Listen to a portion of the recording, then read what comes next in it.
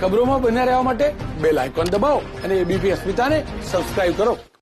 લોકસભા અને રાજ્યસભામાં પ્રતિનિધિત્વ કરેલું, રાષ્ટ્રીય કોંગ્રેસની ટોચની નેતાગીરીમાં એમનો અભિપ્રાય ખૂબ મહત્વનો ગણાતો હતો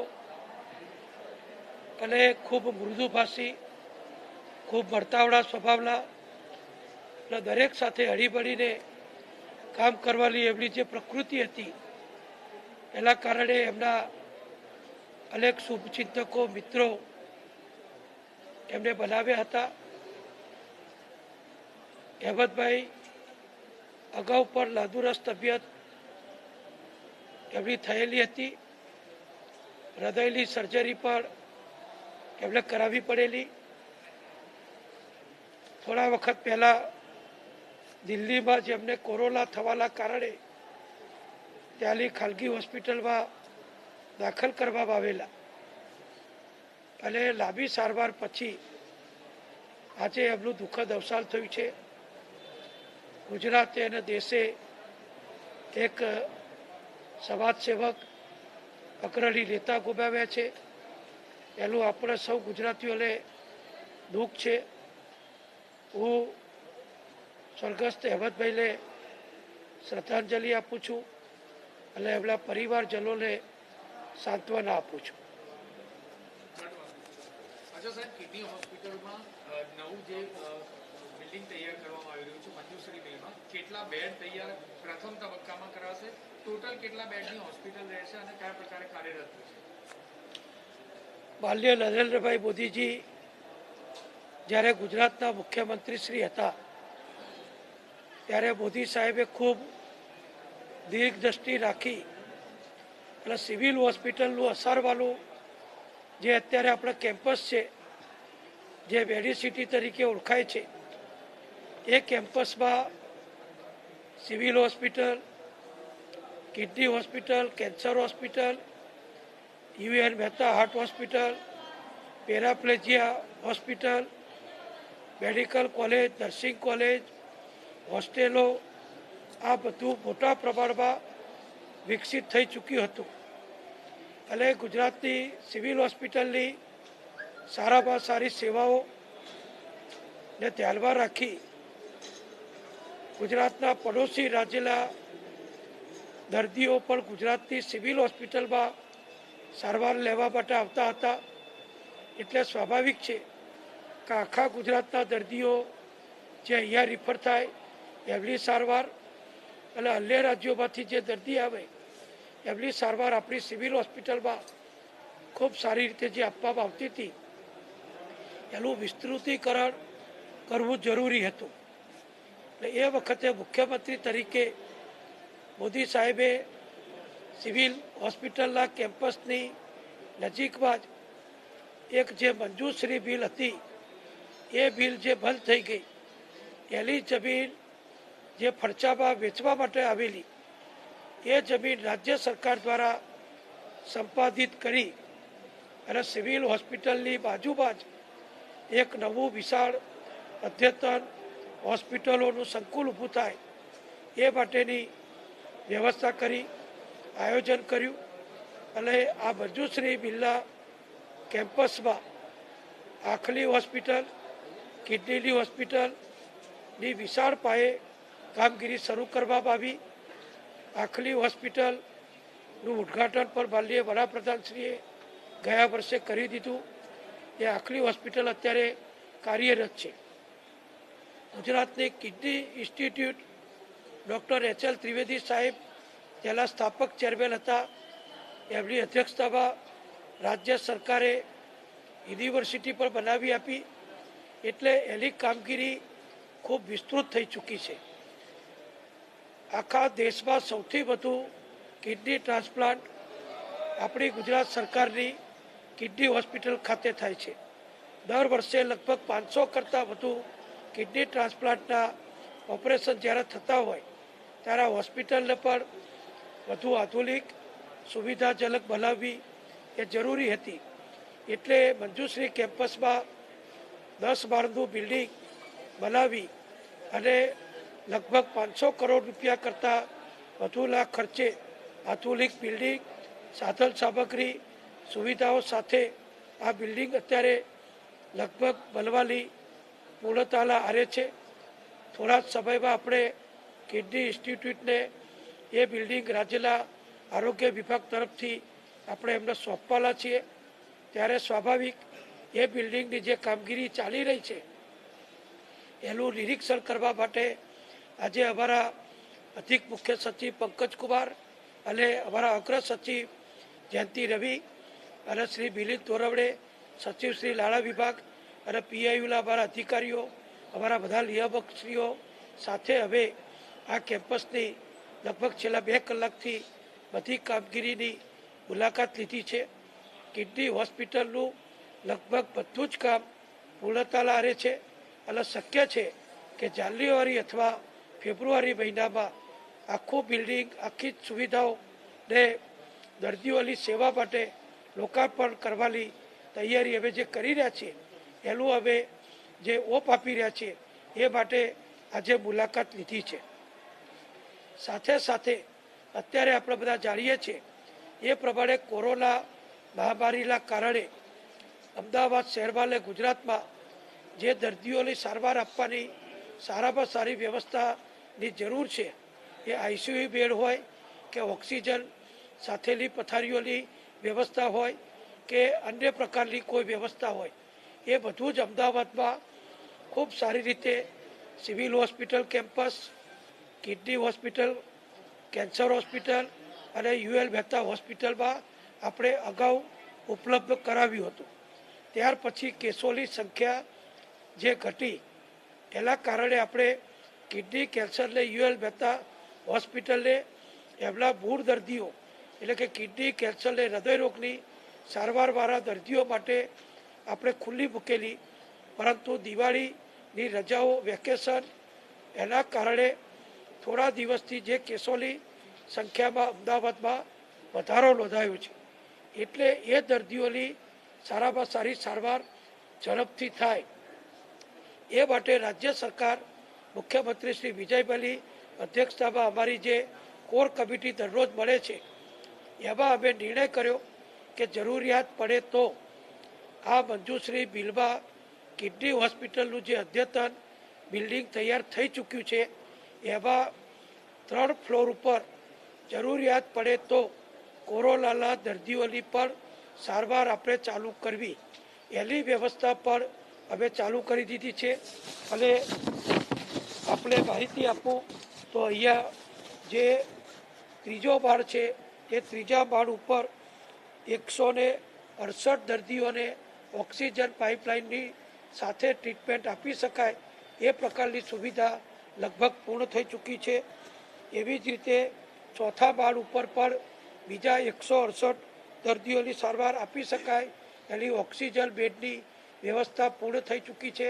એટલે કે બંને ફ્લોર ઉપર થઈને કુલ 336 દર્દીઓને ઓક્સિજન આધારિત જો ટ્રીટમેન્ટ આપવી પડે તો ઓક્સિજન પાઇપલાઇન સહિતની આધુનિક તમામ સુવિધાઓ આપણે અહીંયા તૈયાર કરી દીધી છે. એવી રીતે જરૂરિયાત પડે અને આઈસીયુ બેડની પણ ઉપયોગ કરવો પડે તો લગભગ 56 જેટલા આઈસીયુ બેડ, વેન્ટિલેટર સાથેની તૈયારી પણ પૂર્ણ થઈ ચૂકી છે. આપણને વેન્ટિલેટર ભારત સરકાર દ્વારા પણ આપવામાં આવી રહ્યા છે. બીજા ઇન્સ્ટ્રુમેન્ટ એ પણ આપણે વસાવી રહ્યા છીએ. એટલે 30 તારીખની આજુબાજુ જરૂરિયાત પડે તો આપણે મંજુશ્રી બિલમાં આવેલ કિડની હોસ્પિટલમાં પણ કોરોનાના વધુ દર્દીઓની સારવાર માટે વ્યવસ્થા ઉપલબ્ધ કરાવી દીધી છે. કોન્ટ્રાક્ટર દ્વારા રાત દિવસ અહીંયા આ કામ ચાલી રહ્યું છે. હું ગુજરાતની જનતાને ચોક્કસ કહીશ કે અમારી સરકાર દર્દીઓની સારવાર માટે જે જરૂર પડે તાત્કાલિક ઉપલબ્ધ કરાવે છે. 1200 બેડમાં પણ બીજી વધારાની 60 આઈસીયુ બેડ આપણે ઉમેરી છે, એની પણ વ્યવસ્થા પૂર્ણ થઈ ચૂકી છે. બીજી વધારાની 60 આઈસીયુ બેડ લગભગ 5 દિવસમાં 1200 બેડમાં પણ ઉપલબ્ધ થશે.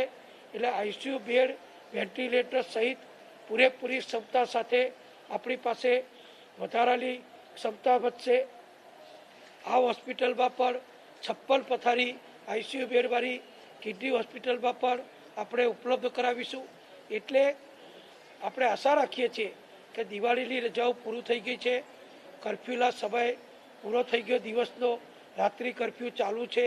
લોકો નાગરિકો વધુને વધુ સજાગતાથી જાગૃતતાથી મીડિયાની જે અવેરનેસ ઝુંબેશ છે એના કારણે જે જાગૃતિ આવી છે એટલે વધુને વધુ પ્રમાણમાં બધા માસ્ક પહેરતા થઈ ચૂક્યા છે.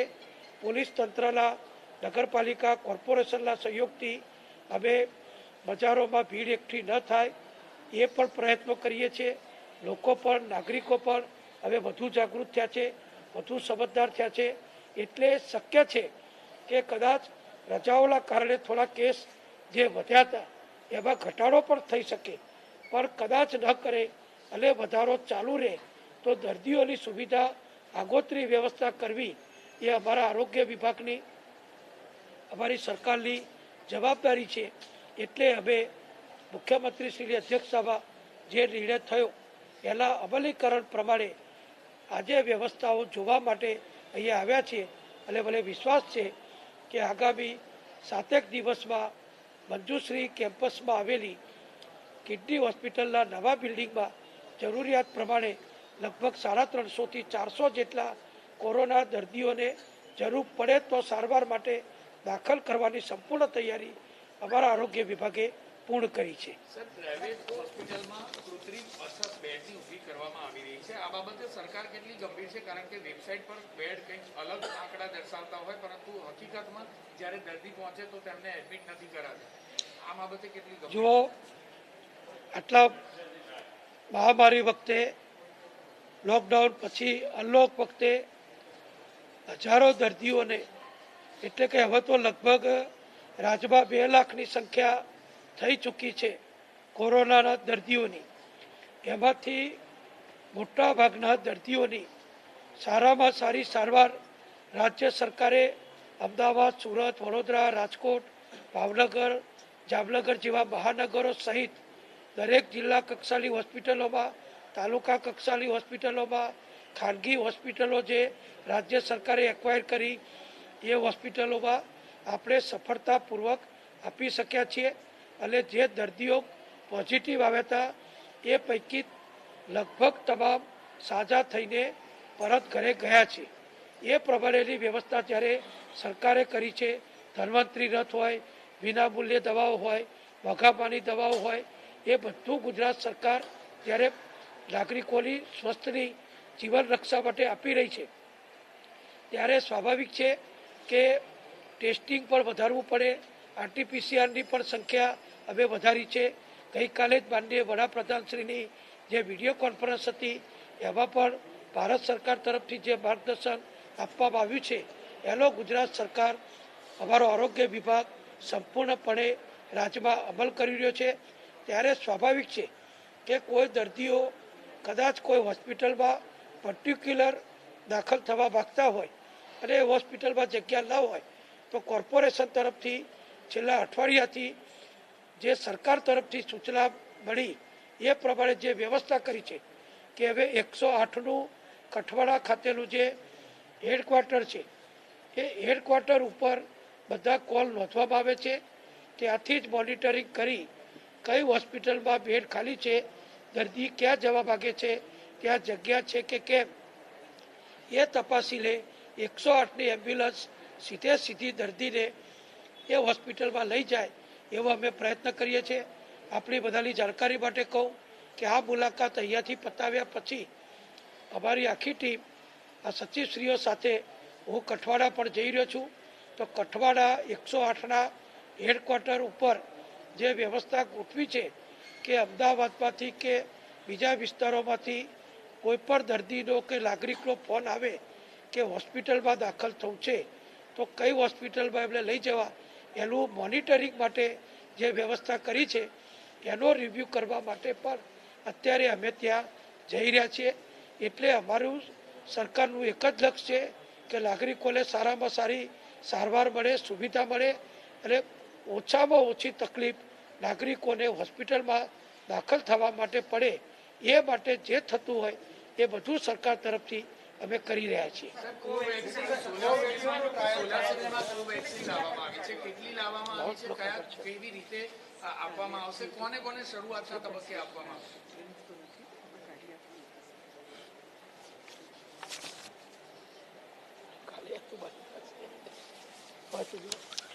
ભારત સરકાર તરફથી ભારત બાયોટેક કંપની જે છે એમના દ્વારા પણ આખી દુનિયામાં જેમ ખાનગી કંપનીઓ જુદા જુદા દેશોની વેક્સિન બનાવવા માટે રિસર્ચ અને પ્રયત્ન કરી રહી છે, એ પ્રમાણે ભારત સરકાર દ્વારા પણ ભારત સરકારના આરોગ્ય વિભાગના સહયોગથી આપણા દેશની સ્વદેશી વેક્સિન વિકસાવવા માટે અત્યારે રિસર્ચની કાર્યવાહી આગળ વધી રહી છે. એના કેટલાક તબક્કા સફળતાપૂર્વક વેક્સિન બનાવવાના પૂર્ણ કરવામાં આવ્યા છે.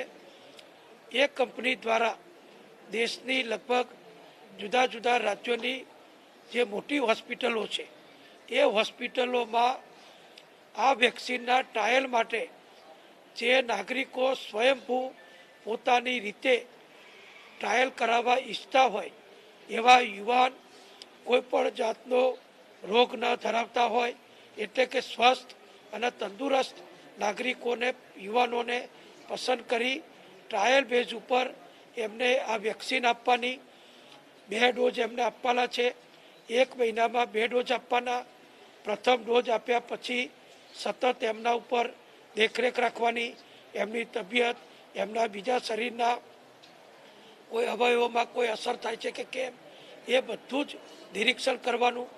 એ માટેની પસંદગી આપણી સરકારની ગાંધીનગર ખાતેની 16 સિવિલ હોસ્પિટલ જે મેડિકલ કોલેજ સાથે સંકળાયેલી છે એને પસંદ કરવામાં આવી છે.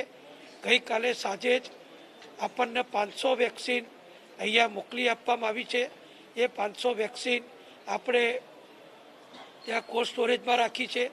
આજે અત્યારે ભારત સરકારના સિનિયર આ વિષયના નિષ્ણાતો અમદાવાદ આવ્યા છે.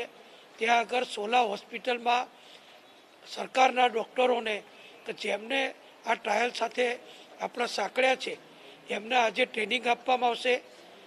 જે સ્વૈચ્છિક રીતે પોતાના ઉપર વેક્સિનનો ટ્રાયલ કરાવવા સંમત છે એવા નાગરિકોનું, યુવાનોનું લિસ્ટ બનાવવામાં આવ્યું છે. આ બધી ટ્રેનિંગ પતી જાય, બધી પ્રોટોકોલ પ્રમાણેની વ્યવસ્થા થઈ જાય એ પછી આ વ્યક્તિઓને વારાફરતી બોલાવવામાં આવશે, એમને વેક્સિન આપવામાં આવશે, એમના ઉપર ટ્રાયલ કરવામાં આવશે. એમની બધી જ તબિયત આરોગ્યની પેરામીટર્સની નોંધ કરવામાં આવશે. એમના ઘરે પણ ફોન કરીને વારંવાર એમની તબિયત અંગેની કાળજી લેવામાં આવશે. 1 મહિનામાં 2 વખત આ સ્વયંસેવકોને પોતાના ઉપર વેક્સિનનો ટ્રાયલ કરાવવાનો છે.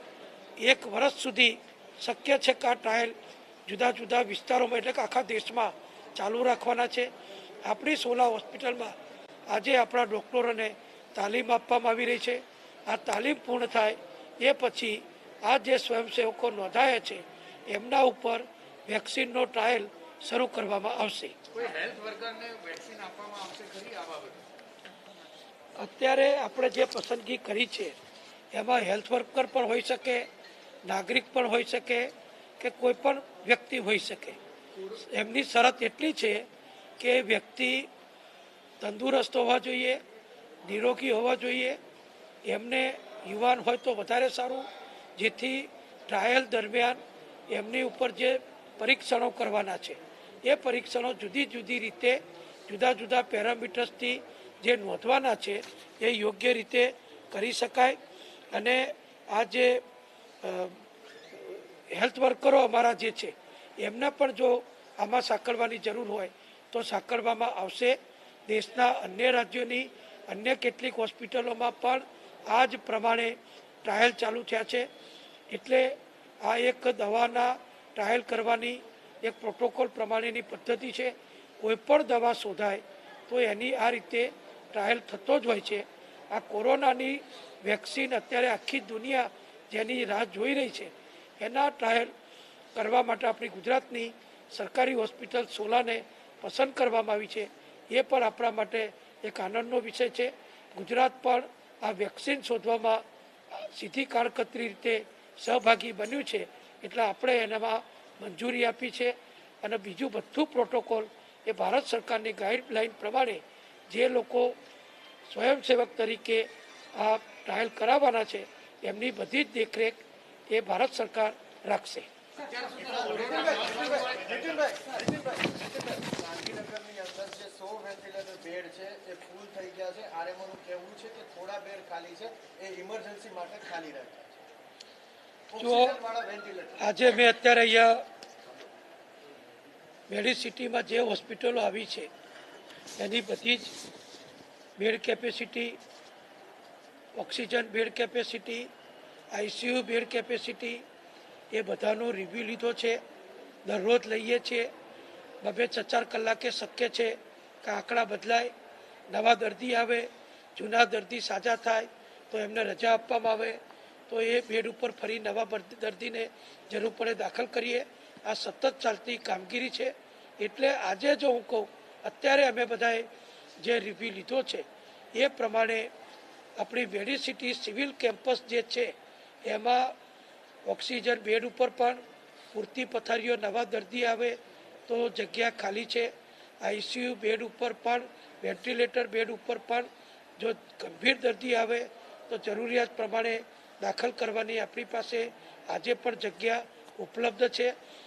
અમે જ્યાં નવી તૈયારી કરી રહ્યા છીએ એ ફરી કહું કે અત્યારે જે પથારીઓ છે, આઈસીયુ બેડ છે કે ઓક્સિજન બેડ છે કે નોર્મલ ટ્રીટમેન્ટ માટેના બેડ છે એ અત્યારે પૂરતા છે. પણ કદાચ ના કરે ભગવાન અને કોઈક વધારાનો ફેઝ આવી જાય અને વધુ દર્દી આવે તો દર્દીઓને કોઈ તકલીફ ના પડે એટલા માટે અમે બધી આગોતરી આ બધી વ્યવસ્થા કરી રહ્યા છીએ. અને સુરતમાં પણ આ પ્રમાણે અમે નવી હોસ્પિટલ ઊભી કરી, રાજકોટમાં પણ નવી હોસ્પિટલ ઊભી કરી, જામનગરમાં પણ નવી હોસ્પિટલ ઊભી કરી. એમ રાજ્ય સરકાર, અમારો આરોગ્ય વિભાગ, અમારી કોર ગ્રુપમાં મુખ્યમંત્રીશ્રી સાથે ચર્ચા પછી જે પણ નિર્ણય થાય છે એ અમારો પીઆઈયુ એટલે કે બાંધકામ વિભાગ હોય, માર્ગ મકાન વિભાગ હોય કે રાજ્ય સરકારનું તંત્ર હોય, ઈજા હોય, કોઈ ગંભીર બીમારી હોય, હાર્ટની હોસ્પિટલમાં, હાર્ટ ઇન્સ્ટિટ્યૂટમાં પણ સારવાર ચાલુ છે, કેન્સરની દર્દીઓની પણ સારવાર ચાલુ છે, કિડનીના દર્દીઓની સારવાર, ટ્રાન્સપ્લાન્ટ અને ડાયાલિસિસ બધું ચાલુ છે. એટલે બીજી સેવાઓ અમારી ચાલુ જ છે. સાથે સાથે કોરોનાની કામગીરી અમારો આરોગ્ય વિભાગ કરી રહ્યો છે.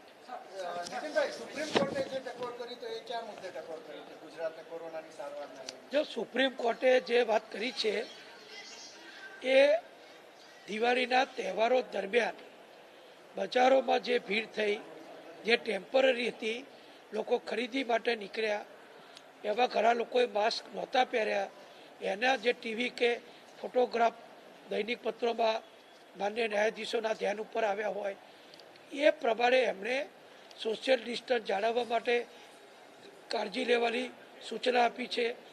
માસ્ક વધુને વધુ લોકો પહેરે એ માટે કડકાઈ રાખવાની સૂચના આપી છે. હું એમ માનું છું કે આરોગ્ય વિભાગ દ્વારા હોસ્પિટલોમાં જે સારવાર આપવામાં આવી રહી છે એ અંગે કોઈ ટિપ્પણી નામદાર સુપ્રીમ કોર્ટે કરી નથી. ફક્ત ભીડ એકઠી ના થાય, માસ્ક વિના કોઈ ફરે નહીં, સોશિયલ ગેધરિંગ વધુ ના થાય, લગ્ન પ્રસંગોએ વધુ લોકો ભેગા ના થાય, ધાર્મિક, રાજકીય કે કોઈ મેળાવડામાં કોઈ ભેગા ના થાય એ માટે સરકાર કડકાઈ કરે, તકેદારી રાખે અને જરૂરિયાત પ્રમાણે પગલાં લે એ પ્રમાણે નામદાર સુપ્રીમ કોર્ટે અમને માર્ગદર્શન આપ્યું છે.